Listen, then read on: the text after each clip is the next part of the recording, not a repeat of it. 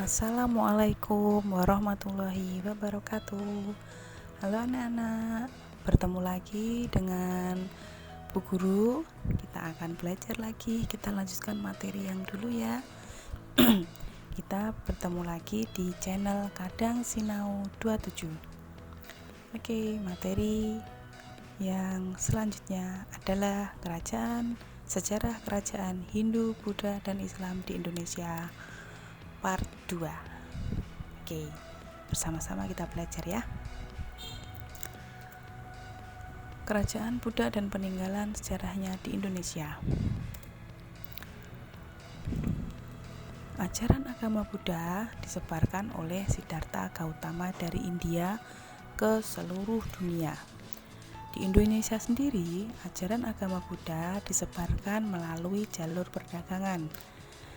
Berkembangnya ajaran agama Buddha memunculkan kerajaan yang bercorak agama Buddha di Indonesia. Oke, kita akan membahas tentang kerajaan yang bercorak agama Buddha di Indonesia. Yang pertama ada Kerajaan Mataram Buddha. Kerajaan Mataram Buddha adalah kelanjutan dari Kerajaan Mataram Hindu. Dinasti Shailendra menguasai daerah kekuasaan Mataram sejak tahun 750 Masehi, yakni setelah dinasti Sanjaya berkuasa. Raja-raja dari dinasti Shailendra adalah pemeluk agama Buddha. Kerajaan Mataram termasuk salah satu kerajaan besar yang ada di Indonesia. Dibuktikan dengan wilayah kekuasaannya yang luas serta peninggalan sejarahnya berupa candi-candi yang megah. Yang salah satu peninggalan sejarah kerajaan Mataram Buddha adalah Candi Borobudur. Pada tahun 1991, UNESCO, yaitu Organisasi Pendidikan, Ilmu Pengetahuan dan Kebudayaan PBB, menetapkan bahwa Candi Borobudur sebagai situs warisan budaya bangsa. Dinding Candi Borobudur dihiasi oleh beragam relief yang indah. 10 tingkatan bangunan Candi Borobudur dibagi 3 kelompok, yaitu Kamadhatu, Rupadhatu, dan Arupadhatu. Di setiap tingkatan juga terdapat stupa. 10 tingkatan pada Candi Borobudur melambangkan 10 tingkatan kehidupan. Selanjutnya, candi-candi peninggalan Mataram Buddha antara lain, yang pertama ada Candi Kalasan, dibangun oleh ahli ukir yang dapat membuat ukiran-ukirannya indah. Yang kedua ada Candi Mendut. Di dalam Candi Mendut terdapat 3 arca Buddha yang besar dan berbeda-beda. Kemudian ada Candi Sewu. Selanjutnya ada Candi Pawon. Oleh warga sekitar sering juga disebut Bajranalan, yang artinya api halilintar. Kerajaan yang kedua yang bercorak agama Buddha adalah Kerajaan Sriwijaya. Kerajaan Sriwijaya berdiri sekitar abad ke-7 Masehi. Awalnya, Sriwijaya adalah kerajaan kecil yang berpusat di Muara Takus, Riau. Kemudian, pusat kerajaannya dipindahkan ke Muara Sungai Musi, Sumatera Selatan. Di bawah kepemimpinan Raja Balaputradewa, Kerajaan Sriwijaya mencapai puncak kejayaannya.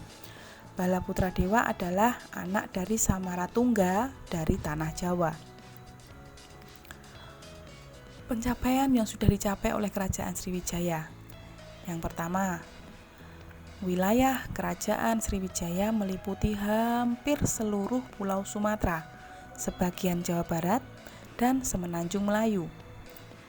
Yang kedua, Kerajaan Sriwijaya memiliki armada laut yang kuat sehingga menjadi negara maritim yang disegani oleh bangsa-bangsa lain.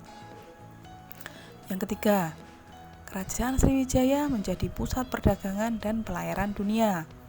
Kerajaan Sriwijaya menguasai Selat Malaka dan Selat Karimata yang menjadi jalur pelayaran dari Tiongkok menuju India maupun sebaliknya.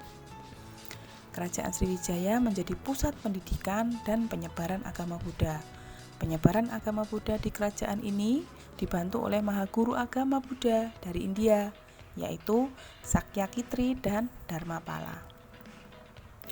Sebagai pusat pendidikan dan penyebaran agama Buddha, Sriwijaya banyak didatangi murid dari negara lain untuk belajar agama Buddha dan bahasa Sanskerta.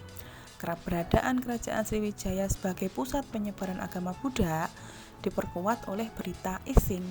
Ia datang ke Sriwijaya pada tahun 671 Masehi. Menurut Ising, terdapat perguruan tinggi agama Buddha dan ribuan pendeta Buddha di kerajaan Sriwijaya. Runtuhnya kerajaan Sriwijaya. Kenapa kerajaan Sriwijaya bisa runtuh ya? Oke, kita bahas. Yang pertama, kerajaan Sriwijaya mulai mengalami kemunduran pada abad ke-11 Masehi. Penyebabnya dari dalam kerajaan maupun dari luar kerajaan. Antara lain yaitu sebagai berikut. Yang pertama, pemindahan pusat kerajaan Sriwijaya dari Muara Takus ke Palembang, Sumatera Selatan, yang jauh dari pantai, sehingga kapal dagang enggan singgah. Nah, akibatnya pemasukan pajak bagi kerajaan Sriwijaya berkurang. Yang kedua, wilayah kekuasaan yang luas sulit dikontrol sehingga banyak daerah yang melepaskan diri dari kerajaan Sriwijaya.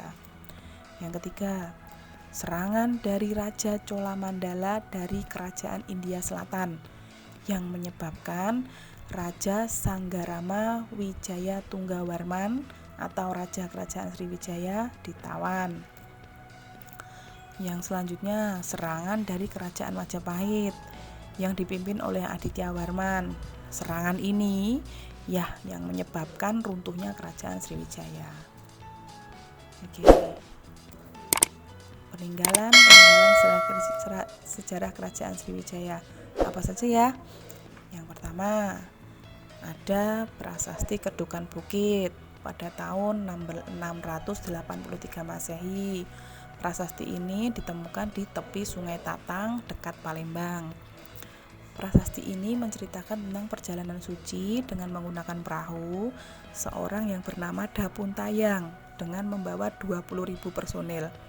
Nah, anak-anak, Dapuntayang ini adalah raja pertama dari kerajaan Sriwijaya, nggih. Yang kedua, ada Prasasti Talang Tuwo pada tahun 684 Masehi. Ditemukan di sebelah barat kota Palembang di daerah Talang Tuwo.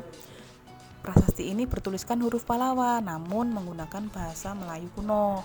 Menceritakan apa? Menceritakan tentang pembangunan sebuah taman yang disebut Srik Setra atas perintah Dapuntayang Sri Jayagana untuk kemakmuran semua makhluk. Yang ketiga, ada Prasasti Talang Batu tahun 686 Masehi, ditemukan di kolam Telaga Biru kota Palembang. Berisikan mengenai kutukan-kutukan terhadap siapa saja yang tidak mengikuti peraturan kerajaan atau perintah raja. Yang selanjutnya ada Prasasti Kota Kapur pada tahun 656 Masehi, ditemukan di desa Penangan, Mendo Barat, Pulau Bangka. Berisikan tentang permintaan kepada para dewa untuk menjaga kesatuan Sriwijaya.